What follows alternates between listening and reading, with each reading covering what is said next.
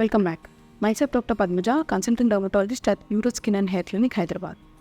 Having strong and healthy hair has always been a universal desire. If you do not have luxuriant hair and you're experiencing hair loss, you are far from alone. Approximately 1/3 of the world population of mixed age group has reported to be dealing with this hair fall or hair thinning. So before you try to seek a solution to any problem, it is always wise to try to understand the reasons behind that problem. So today let us dive deep into the myriad of causative factors that trigger hair loss, hair thinning or baldness. So first and foremost, the commonest cause for hair loss is genetics. The hereditary hair loss is called androgenic alopecia. Both men and women are seen to be suffering from this condition. In men, it is called male pattern baldness. In female, we call it female pattern baldness. In men, the first indication to this hair thinning is the receding hairline or a bald patch at the crown region. In females, the first pointer is usually the overall thinning of hair or the widening of the midline. So, is regrowth possible in this type of hereditary hair fall? Definitely yes. Timely management, that is early diagnosis of this condition and starting the treatment very early can definitely stop the baldness to some extent, or at least can prolong the further progression of this baldness.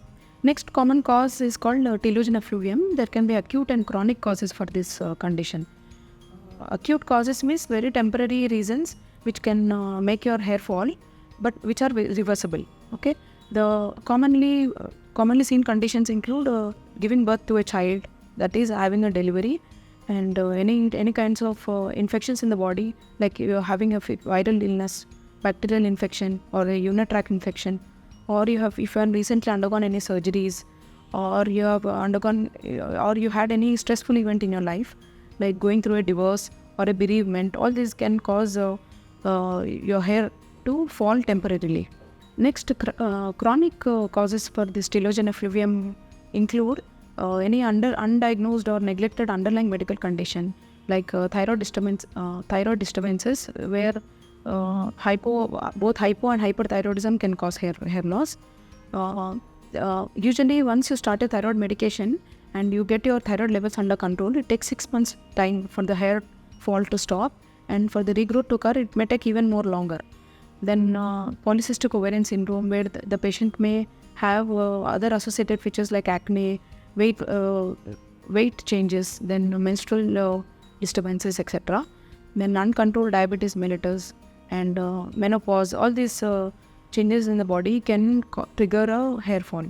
Then most of you, to get rid of your dull and lusterless hair, may resort to hair styling procedures like straightening, perming, hair coloring, etc., which are known to damage our hair. So it is recommended to not resort to those procedures very often. Then most of you must have been on medication for prolonged medication for any other health issues. Some of them also can cause hair loss.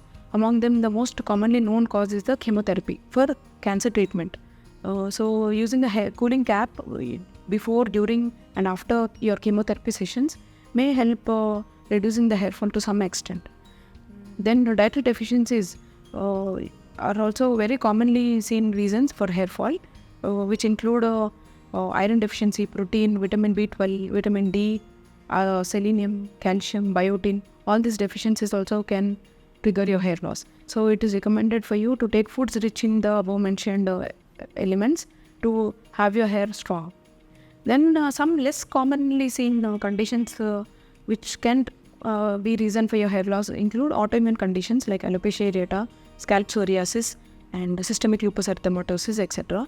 And there can be some scalp infections also, like seborrheic dermatitis, bacterial infections, and fungal infections, which can cause your hair to fall temporarily. Once the infections are treated, you will have your hair regrowth very well.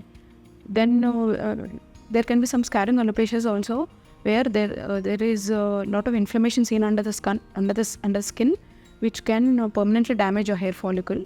And where in this scenario, your hair regrowth is not usually possible. For this, if the areas of hair loss is very extensive, you can go for hair transplantation. To summarize, by now you must have understood there is no universal cause for your hair loss, nor there is a one-step solution to manage it. So it is highly recommended that you meet your nearby dermatologist who can identify the cause for your hair loss and give you a proper solution. Thank you.